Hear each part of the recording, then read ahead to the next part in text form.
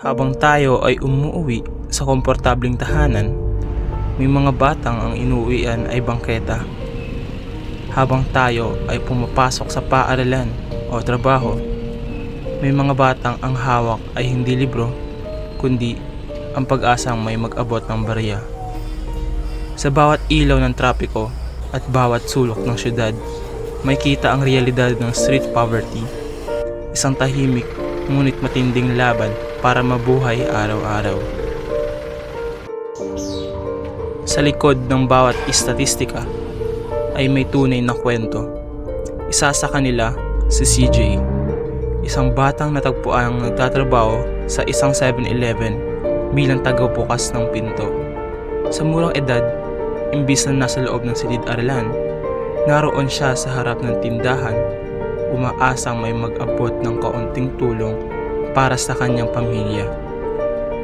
Halina't kilalanin natin ang kanyang buhay at unawain kung paano siya naging biktima ng kahirapan.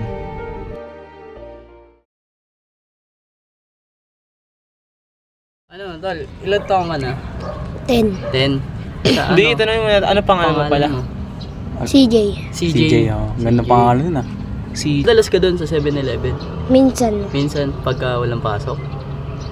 Nag-aaral ka, no? Anong grade mo na? Polo. Grade 4. Grade 4 ka na. Anong favorite subject mo? Recess? English. English. ba yan? Kala ko recess eh, para sana tayo. Sampulan mo nga kami ng English. English? Oo. Oh. Favorite mo yun eh. Sampulan mo lang kami. Ano lang. Konti lang.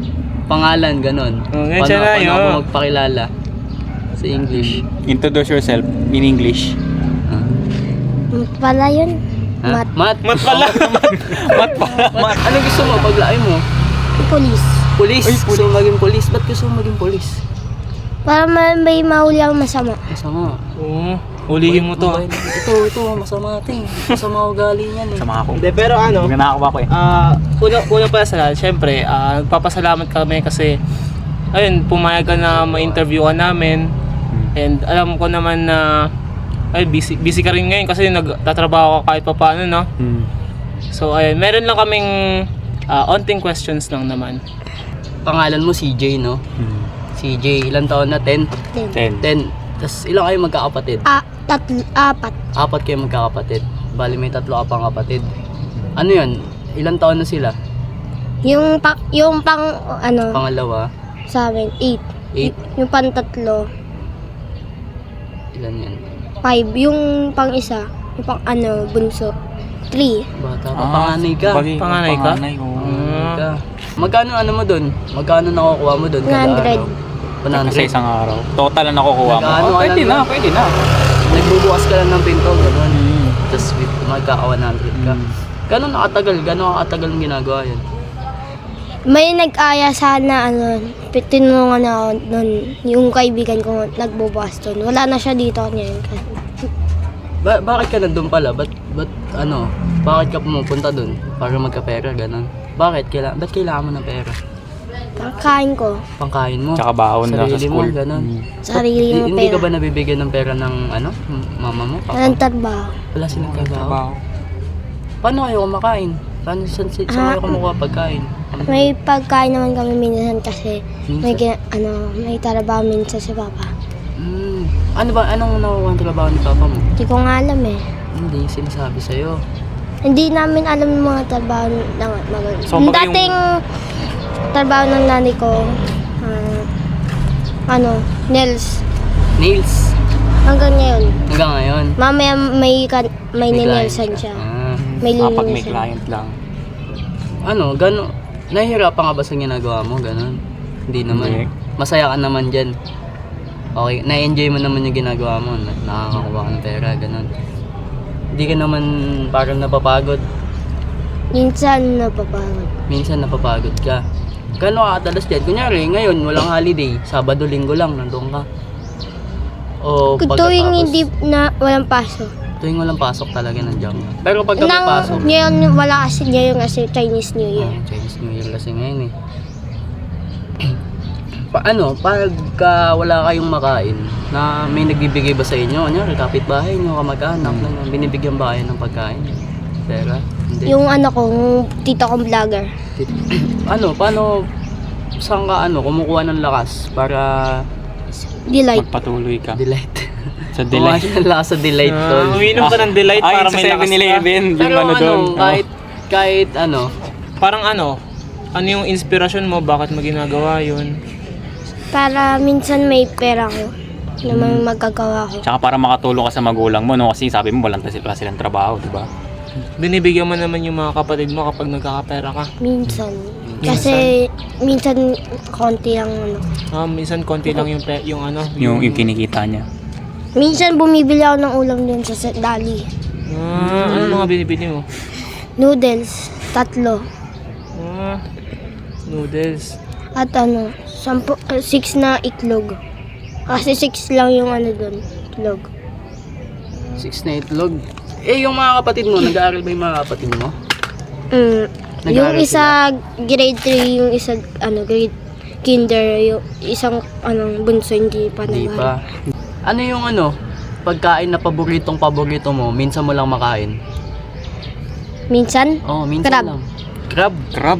Seafood, crab, tol. Sarap yan. Anong luto? Anong luto ng crab? may sabaw. May sabaw. Hanggang kailan mo siya gustong gawin? Hanggang may trabaho na ako. Hanggang makapagtrabaho ka na? Hindi na ako, na magbubukas na may trabaho na ako. Pagtapos ka na mag-aaral ka nun, pag-graduate ka na. Ano yun? Hanggang... Dati hindi ako nagbubukas. Kasi, nagbubusura lang ako nun dati. Babasura ka. Natatapon. Ano yun? Kinokolekta mo yung mga nasa bahay-bahay, ganun. Nagtatapon na may basura na magtapon kami ng mga kaibigan ko. Magkano nakukuha nyo dun? Kunyari, kada bahay, magkano? 100. 100 kada bahay? Ay, hindi. 20. Minsan 50. Depende sa nagbibigay. Anong masasabi mo sa kanila? Kasi baka mamaya mapanood nila yung video, di ba? Ma-inspired sila tulad mo. Pinagbutihan muna nila bago maghilaway muna sila ng wag silang Pagbutihin nila pag-aaral nila. Mabuti na pag-aaral. wag mo nang ihinto. Maging mabuting tao. Tuloy lang. Tuloy lang. Wag nila pababayaan yung pag-aaral nila, ganun, no? Sa Quezon City, nasa 3.5% ng mga pamilya ang nasa ilalim ng poverty line noong 2018. Bahagyang pagbaba mula 3.10% noong 2015. Patunay na may pag-unlad, ngunit may mga komunidad pa ring nangangailangan ng suporta. Sa mas malawak na larawan, ang poverty rate sa Philippines ay nasa humigit kumulang 15.5% noong 2023. Ibig sabihin, milyong-milyong Pilipino pa rin ang nahihirapang makaahon sa kahirapan. Ang mga datos na ito ay paalala na ang issue ng kahirapan ay hindi nawawala agad. Kaya mahalaga ang tuloy-tuloy na tulong, edukasyon at oportunidad upang mabigyan ng mas magandang kinabukasan ang mga pamilyang apektado. Mahalaga rin ang suporta sa edukasyon. Kapag may access sa libreng pag-aaral at basic needs, mas may tsansa ang mga bata na manatili sa paaralan at magkaroon ng mas magandang kinabukasan. Hindi ito solusyon na nangyayari agad, pero sa tuloy-tuloy na tulong at oportunidad, unti-unting nagbabago ang buhay ng mga pamilya. Ang street poverty ay hindi lang kakulangan sa pera, ngunit ito ay kakulangan sa oportunidad. Kapag nabigyan ng tamang suporta ang isang bata, nabibigyan siya ng pagkakataong baguhin ang kanyang buhay. Kung alam natin may mga batang natutulong sa kalsada at nagtatrabaho sa murang edad, mananatili na lang ba tayo nakatingin o pipiliin natin kumilos at maging bahagi ng pagbabago para sa mga batang tulad ni CJ?